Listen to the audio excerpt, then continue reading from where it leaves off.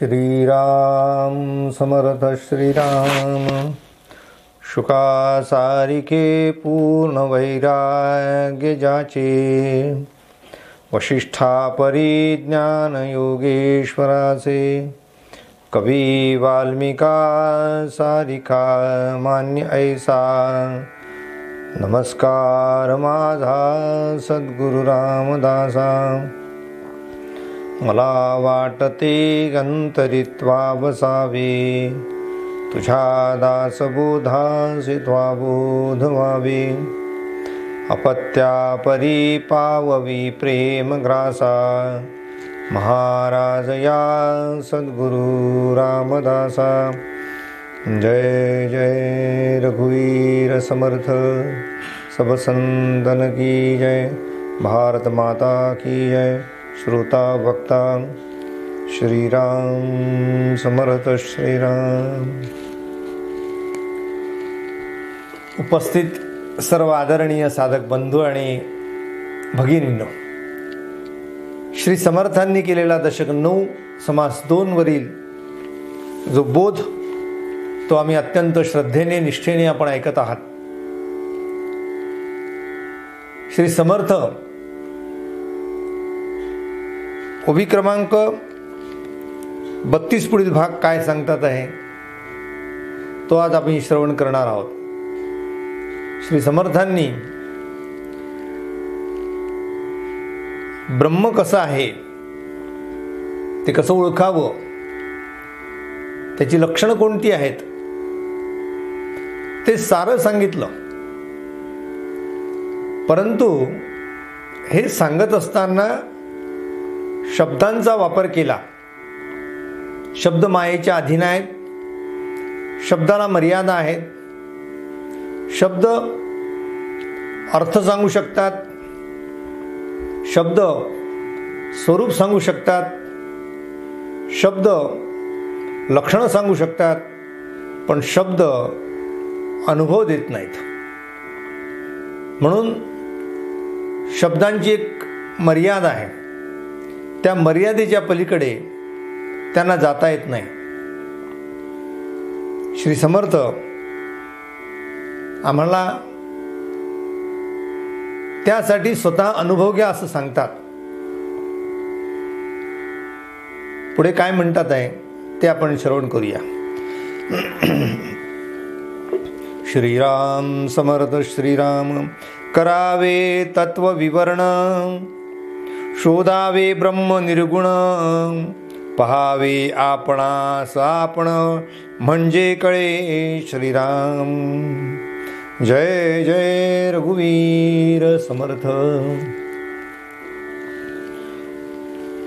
श्री समर्थांनी तत्व विवरण करा असं म्हटलंय। तत्व या शब्दाचा अर्थ तत् म्हणजे ते आणि त्व म्हणजे तू। तू ते आहेस या संदर्भातलं विवरण करणे, याचं स्पष्टीकरण करा असं म्हटलंय। तत्वबोध असाही शब्द आहे, म्हणून समर्थांनी तत्व झाडा हाही शब्द वापरलाय। तत्व म्हणजे ते तू आहेस, तत्त्वम असी, ते तू आहेस असं समजणे। म्हणून त्यासाठी 4 महावाक्य आपण पाहिलीत। त्या 4ही महावाक्यांचा आम्ही विविध अंगाने विचार केला। त्यामध्ये अहम ब्रह्मास्मी, तत्वमसी, अयम आत्मा ब्रह्म,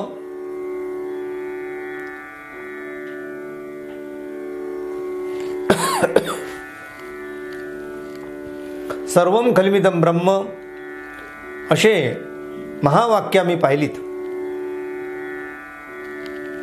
समर्थ म्हणतात करावे तत्व विवरण, शोधावे ब्रह्म निर्गुण। निर्गुण निराकार असलेला परब्रह्म आम्ही शोधला पाहिजे। रंग रूपामध्ये असलेला, नामामध्ये असलेला, जो सगुण ब्रह्म आहे त्या सगुण ब्रह्माच्या पलीकडे आम्हाला जाता आलं पाहिजे. त्यासाठी इतर ठिकाणी आम्हाला पाहण्याची गरज नाही.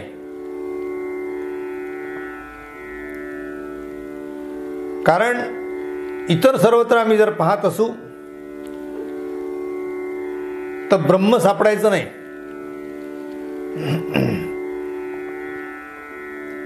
आम्हाला ब्रह्माचा अनुभव घ्यायचा असेल तर आमच्यापासून सुरुवात करावी लागेल. आणि म्हणून समर्थांनी पहावे आपणासी आपण असा शब्द वापरलाय. आमच्यापासून सुरुवात करा म्हणजे सगळे प्रश्न मिटतील. कारण जे जगात आहे तेच आमच्या जवळ आहे. पिंडी तेची ब्रह्मांडी असं वचन आहे.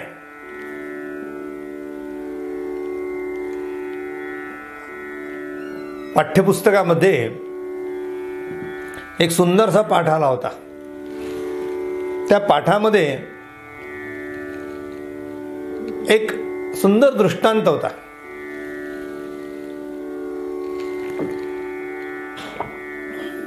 तो दृष्टांत असा होता की एक राजाचा मुलगा बाबांकडे आला, म्हणजे राजे साहेबांकडे आला आणि बाबांना म्हणाला, बाबा उन्हाळा खूप आहे, ऊन खूप तापलेलं आहे, त्यामुळे जमीन गरम झालेली आहे. जमिनीवर पाय ठेवला की चटका बसतो, पाय भाजतात. वडील म्हणाले, बाळा काय करायचं? तो म्हणाला, आपण श्रीमंत आहोत, सगळ्या संबंध पृथ्वीवर आपण अशा प्रकारचं आच्छादन टाकावं की जेणेकरून आपल्याला चटके बसणार नाहीत. आता वडिलांना वाटलं हे किती कठीण काम आहे. प्रधानांना बोलावलं, त्यांची चर्चा घेतली आणि त्या चर्चेमध्ये असा विषय निघाला, चटके जर पायाला बसत असतील तर उपचार पृथ्वीला का करावा? आम्हाला जर समजून घ्यायचं आहे तर माझ्यापासून सुरुवात करावी. तो प्रधान म्हणाला की महाराज एक काम करा, तुमच्या मुलाच्या पायात म्हणजे राजकुमाराच्या पायामध्ये उत्तम वाहना घाला, त्याला जोडे चपला उत्तम आणून द्या. तो ते घालून तो चालू लागला की त्याला चटके बसणार नाही. राजेसाहेबांनी तो उपचार केला आणि सगळा प्रश्न मिटला. त्याप्रमाणे आम्हाला जर समजत नाही, आम्हाला ब्रह्म पाहायचं आहे, तर आम्ही ब्रह्म बाहेर दिसणार नाही, त्याचा अनुभव बाहेर येणार नाही, तर त्याचा अनुभव मला घ्यावा लागेल. याचा अर्थ माझ्यात दुरुस्ती करावी लागेल. ते सर्वत्र आहेच, पण असण्यासाठी मात्र मी स्वतः तयार असलं पाहिजे, मी समजून घेतलं पाहिजे. म्हणून समर्थ म्हणतात, पहावे आपणासी आपण. मी मला पाहिलं पाहिजे. त्या मुलाने जशी स्वतः दुरुस्ती करून घेतली आणि त्या दाहकतेपासून स्वतःचं संरक्षण केलं, तशा या संबंध जगतामध्ये ही माया नटलेली आहे. ती आहेच आहे, सर्वत्रच आहे, नाही कुठे. जे जे डोळ्यांनी दिसते ते सर्व मायेचं क्षेत्र आहे. मग या मायेपेक्षा आम्हाला पर व्हायचं आहे, या मायेपासून आम्हाला जर दूर जायचं आहे, जसं त्या मुलाला त्या उष्णतेपासून दूर जायचं होतं, तसं आम्हाला जर मायेपासून दूर जायचं असेल आणि ब्रह्म जर आम्हाला अनुभव घ्यायचा असेल, तर मला माझी माया पहिली कमी करावी लागेल. म्हणजे देहबोध जो आहे तो टाकावा लागेल. आणि तो देहबोध टाकणे याचा अर्थ पाहावे आपणासी आपण, मी खरा कोण आहे. म्हणून त्या मायेला एक बंधन घातलं पाहिजे. ते बंधन असं आहे की मी शरीर आहे, शरीराने काम करू द्या. मी शरीर आहे अशा भावनेतून आम्ही काम करत असतो. म्हणून शरीराला काम करू द्या, मनाचं क्षेत्र मात्र ते भगवंतासाठी जोडू द्या. मन हे मात्र भगवंताकडे असावं. म्हणून समर्थ म्हणतात पाहावे आपणासी आपण. आपण आपल्याला कसं पाहायचं हो? मी मला कसं पाहणार आहे? मी मला पाहणे या शब्दाचा अर्थ मी शरीर नाही, मी आत्मरूप आहे. आरशात स्वतःचं प्रतिबिंब पाहतो, ते स्वतःचं म्हणजे माझं प्रतिबिंब पाहत नाही, माझ्या देहाचं प्रतिबिंब मी पाहतोय. म्हणून मला मी दिसणे याचा अर्थ मी शरीर नसून मी परब्रह्म तत्व आहे, मी आत्मतत्व आहे, तो आणि मी एक आहे. अशा प्रकारची भावना दृढ करणे याला म्हणतात पाहावे आपणासी आपण. म्हणजे कळे मी माझ्यात दुरुस्ती केली. मी नेहमी शरीर म्हणून मी स्वतःला पाहत होतो, आता मी शरीर म्हणून स्वतःला पाहणार नाही, मी आत्मतत्व आहे. शिवोहम शिवोहम. मला मी परब्रह्म सोडून दुसरं काहीही नाही. समर्थ म्हणतात न हे न बोलता विरजिते, विवरो न विवर राहिजे, मग अबोलपणेची साजे, महापुरुषे श्रीराम. महापुरुष शेवटी जेव्हा स्वतःचा बोध स्वतःला होतो तेव्हा महापुरुष मात्र मौन धारण करतात. का मौन धारण करतात? अनुभव घेतल्यानंतर तो सांगता येत नाही म्हणून तिथे मौन धारण होते. किंवा घेतलेल्या अनुभवामध्ये तो स्वतःच्या आनंदामध्ये, आनंदाचे डोही, आनंद तरंग, आनंदाचे अंग, आनंद स्वतःच आनंदी आहे.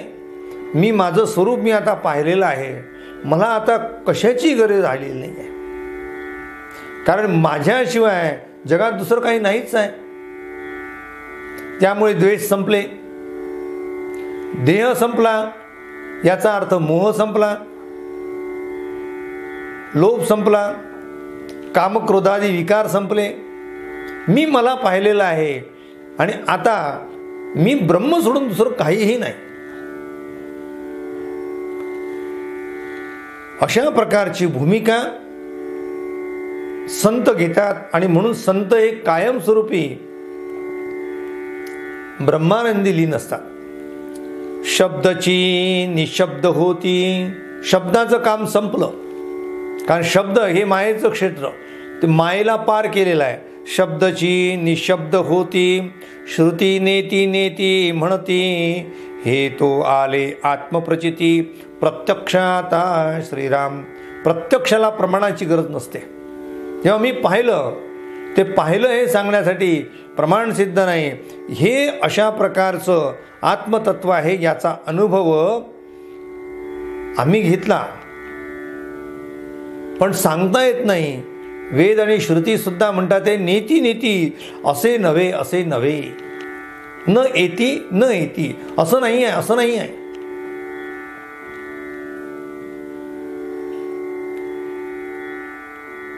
अतिशय सुप्रसिद्ध असं उदाहरण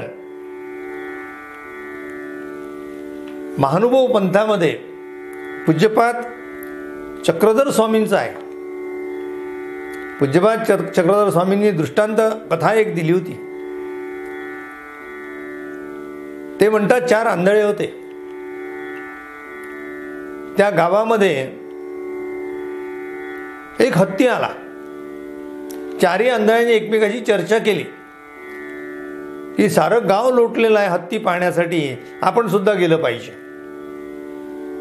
त्या चौघांनी एक विचार केला आणि चौघे हत्ती पाहायला गेले.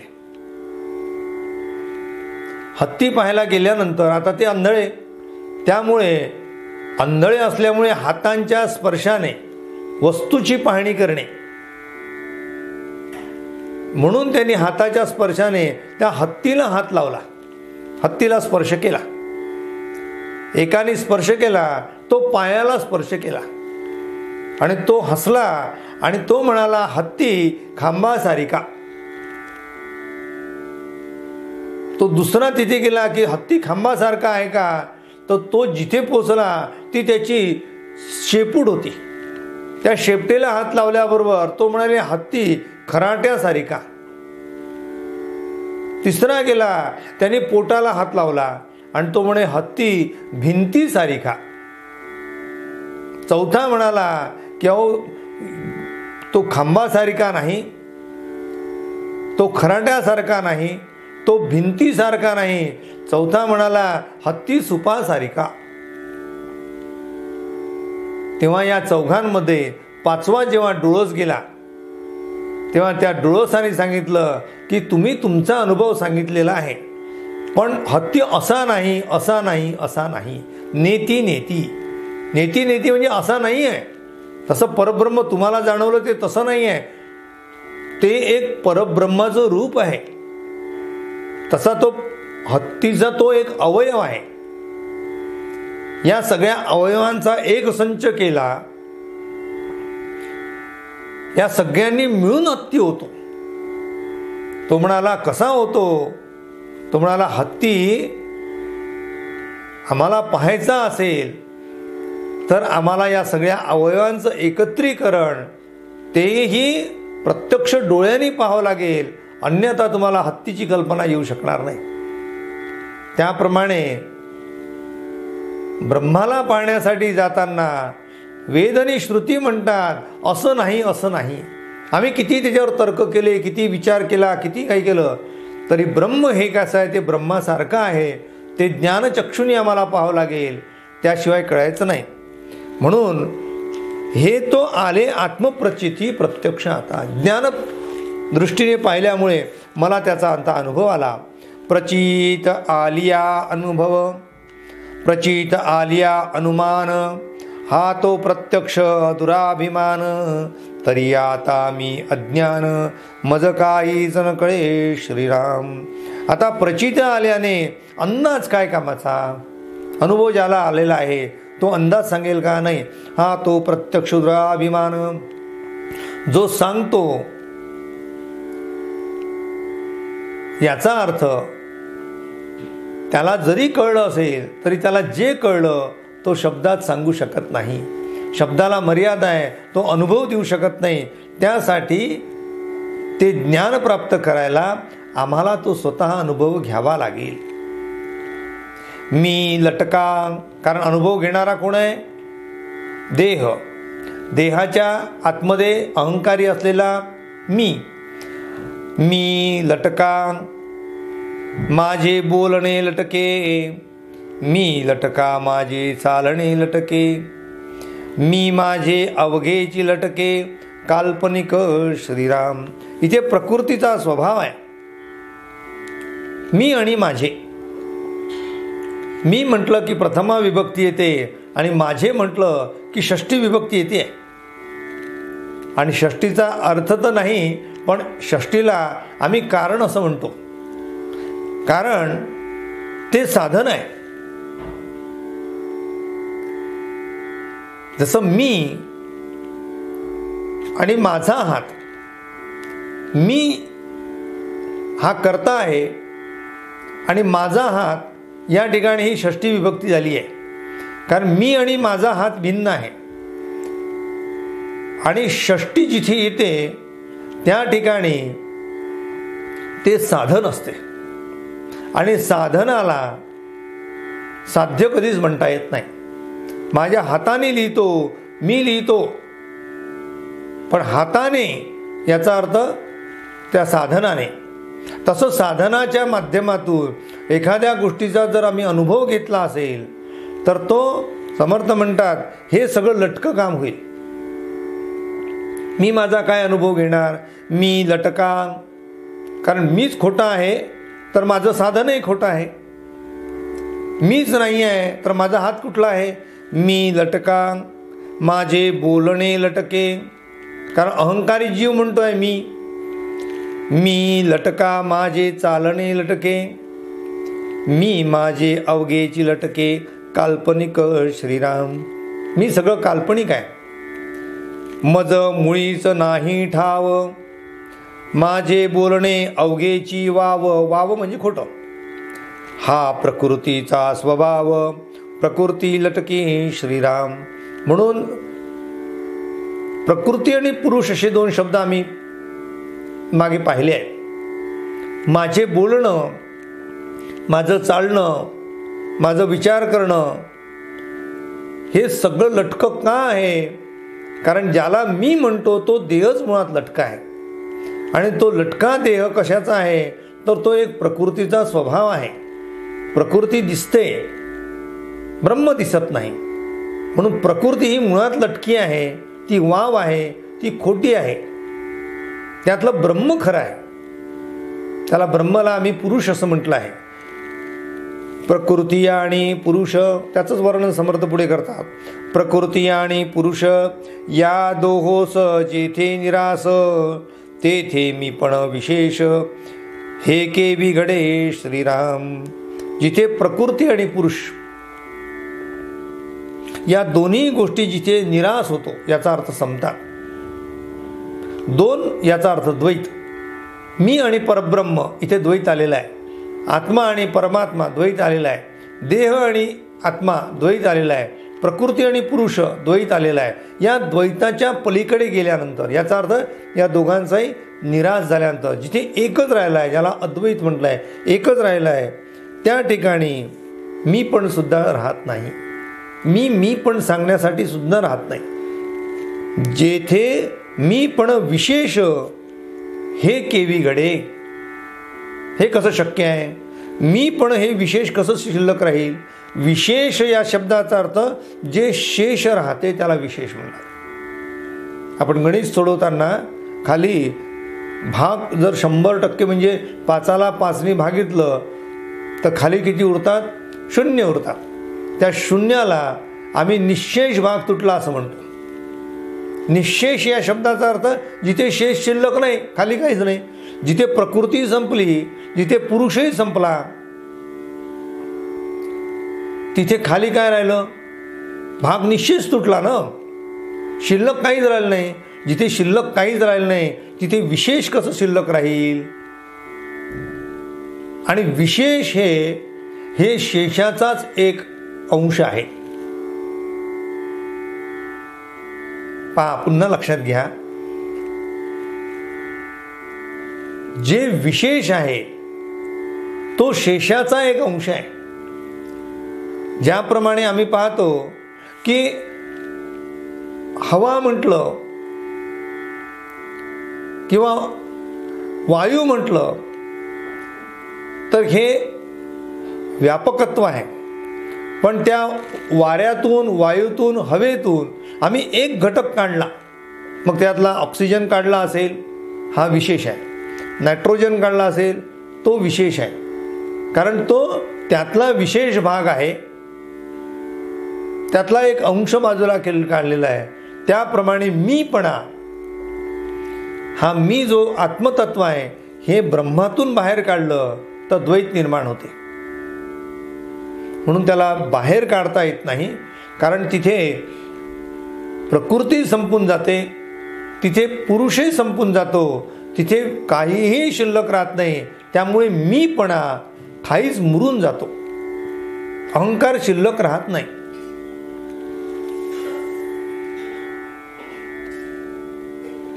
मी मौन म्हणता भंगले, मौन जैसे श्रीराम. ते म्हणतात जेथे सर्वही अशेष झाले, सर्वही अशेष झाले.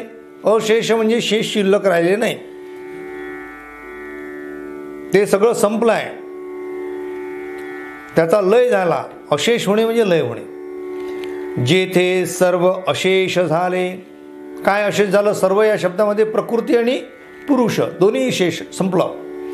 तेथे विशेष कैसे आले? तिथे विशेष कसं येणार? मी मौनी म्हणता भंगले, मौन जैसे श्रीराम. जसं तुम्हाला प्रश्न विचारला आणि तुम्ही उत्तर दिलं याचा अर्थ तुम्ही शिल्लक आहात. झोपलेल्या माणसाला झोपलेला आहे केव्हा कळेल, किंवा पाहणाऱ्याला केव्हा कळेल तो झोपलेला आहे? जेव्हा त्याला प्रश्न विचारला आणि तो काहीच बोलला नाही तर तो झोपलेला खरा आहे. त्याने म्हटलं नाही बा मी झोपलेलो आहे, याचा अर्थ तो झोपलेला नाही आहे. जेव्हा तो मी शब्द वापरतो आहे तोपर्यंत त्याचा शेष आहे. म्हणून मौनामध्ये शेष आहे, मौनामध्ये तो पूर्णपणे निश्चय झालेला आहे. आणि शब्दामध्ये आला, त्याने मी शब्द वापरला की तो देहबोधावर आलेला आहे. म्हणून समर्थ म्हणतात मी मौन म्हणता भंगले. मी म्हटल्याबरोबरच काय भंगलं? मौन्य जैसे. आता मौन न भंगावे, याचा अर्थ मी त्याच्यातून बाहेर पडूच नाही. करू न काहीच न करावे, सर्व करावं माणसाने पण अकर्ता व्हावं. करता असूनही अकर्ता. असो न विशेष नसावे, तिथे असावं पण असून सुद्धा तिथे नसावं. विवेक बळे श्रीराम इति श्री दासबोधे गुरु शिष्य संवादे ब्रह्मनिरूपण नाम समास द्वितीय. श्रीराम श्रीराम समर्थ श्रीराम. महत्वाचा एक मुद्दा 2 मिनिटात समजून सांगतो. आम्ही त्याचं चिंतन करायला पाहिजे. आतापर्यंत आम्ही जी चर्चा केली की मी राहिलो नाही पाहिजे, मी नसलो पाहिजे, या शब्दाचा अर्थ काय? व्यावहारिक दृष्टीने आम्ही विचार केला तर राम करता म्हणता पावसी यश कीर्ती प्रताप. मी करता ऐसे म्हणसी तेणे तू कष्टी होसी. तुला कष्टी व्हायचं का? तुला दुःखी व्हायचं का? तर त्यामध्ये मी करता असा शब्द वापरावा. रामकर्ता होणे याचा अर्थ मी तिथे शिल्लक नसणे. करावं तर देहालाच लागते. ते करणारा जो देहच आहे, पण त्या करणारा देह जरी असला तर त्यापासून मी अलिप्त असलो पाहिजे.